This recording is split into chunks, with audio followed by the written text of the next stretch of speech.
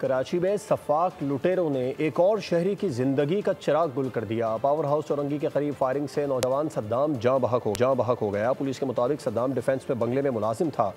3 भाइयों में सबसे बड़ा था। सद्दाम रवां बरस मज़ाहिमत पर कत्ल होने वाला 54वां शहरी बन गया। कराची में बेरहम डाकुओं ने एक और जिंदगी का चिराग गुल कर दिया। पावर हाउस चौरंगी के करीब फायरिंग से नौजवान सद्दाम जिंदगी की बाजी हार गया। अहले खाना के मुताबिक डकैती मज़ाहमत के दौरान डाकुओं ने फायरिंग करके सद्दाम को कत्ल किया।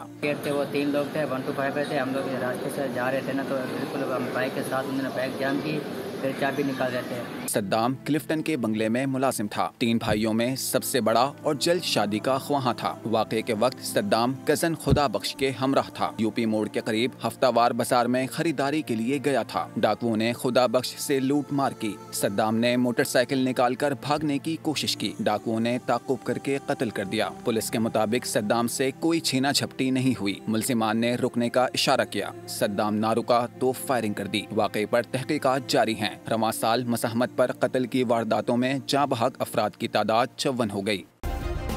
सब्सक्राइब करें और बेल दबाएं ताकि कोई खबर रह न जाए।